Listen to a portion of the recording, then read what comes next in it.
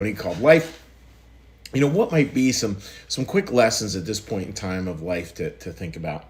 And today what I want to talk about is authenticity. It's interesting with authenticity how important it is to be authentic. Here's a passage from Ephesians. Therefore, each of you must put off falsehood and speak truthfully to your neighbor, for we are all members of one body. That idea of speaking truthfully, speaking our truth, it's very much leaning towards what authenticity looks like.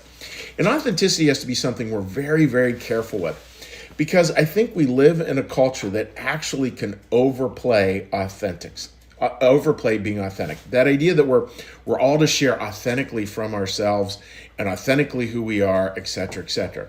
And it begs the question, who really is the authentic you? Because we can all make an argument like the authentic me, and we can look at our foibles and we've justified them in our life, like we're just that way. And we can see that as, well, that's my authentic self, is to just share exactly who I am.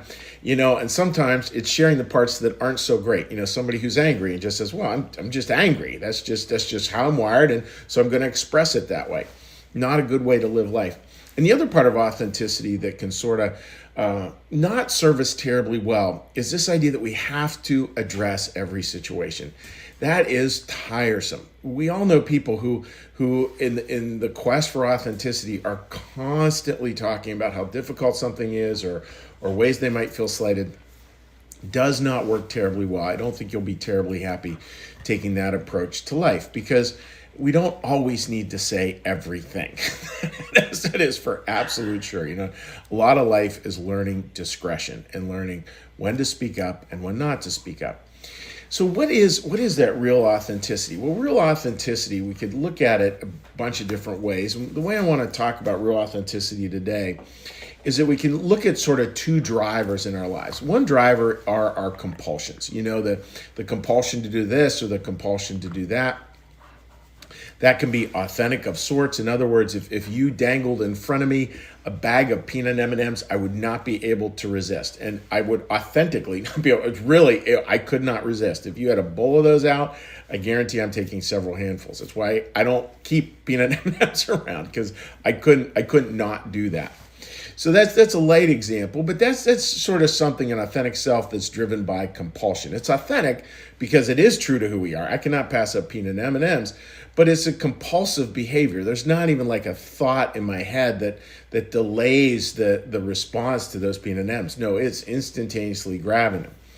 And then there's a different kind of authenticity. And this is the kind I think that God really asks us to just think about. And with all these things, friends, anytime I talk about challenges around authenticity, negative authenticity, we all do it. This is our learning laboratory here in this life. So we're learning, and we learn through some of the things that don't work well, and we hopefully start to learn around the things that do work well. So just hold the bad stuff lightly and look at the good stuff with inspiration. And the good stuff is where we really get clear what are the intentions of our heart. God speaks to us through the intentions he puts in our heart. And that to me is incredibly beautiful. People talk about like, well, I want God to tell me, and why doesn't God ever talk to me? Well, he does. He talks to you every day. He talks to you constantly. And it's where those beautiful, loving intentions of our heart feel stirred. And there's a beautiful passage in Swedenborgian theology that says, that compassion, when we feel the voice, when we hear the voice of compassion, we feel the voice of compassion, that is God speaking directly to us. That's that intention. It just kind of like pulls out. That's God's voice. And we need to pay attention to that. So every morning, no doubt for most people, of course we'll go through, we'll recite some of the prompts for the day. That's pretty normal. But there's also within that, there's somewhere in there, I guarantee, where you're carrying a good intention into the day. And that for the graduates out there, that's so important. Like, pay attention to the best intentions of your soul. Pay attention to the intention. Pay attention to that, and then do the best you can to act on that. Because the compulsions will be what the compulsions are going to be. I don't know whether in this life I'll ever be able to give up peanut M&Ms. I've learned to just not have them around. Like that's an authentic life, but it's not the kind of authentic life I really want to live.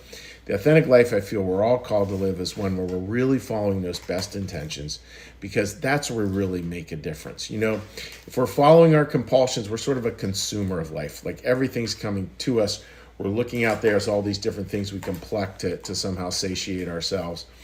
But that's not the way intentions work. Intentions are best intentions. They're never about satiating ourselves. They're always about like helping other people. And that's who we were all designed to be. That's how we're all designed to be. So for graduates, simple lesson. Pay attention to the intention. When you feel that stirring on your heart, know that that is indeed God's voice speaking to you to take action as best you can, as imperfectly as you can, as humbly as you can, and just see what you can do, for lack of a better phrase. So there you go, friends. That's the lesson for today. And what we are going to do now is sorry about that. Now we're going to do our little meditation. So I'm going to ring the prayer bell. We'll do a little meditation from the Old Testament, prayer from the New Testament, and then back for a blessing from the Old Testament. So with that, dear friends, let's start out with getting a little breath. And the prayer bell.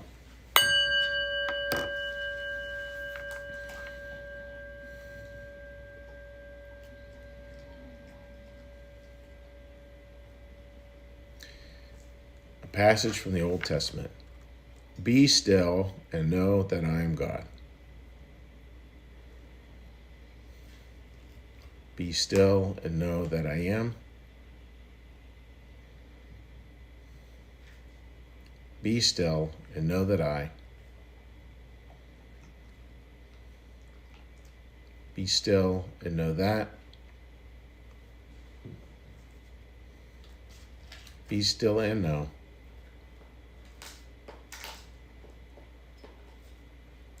Be still and.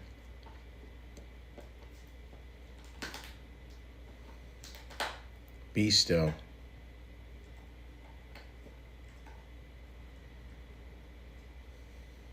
Be.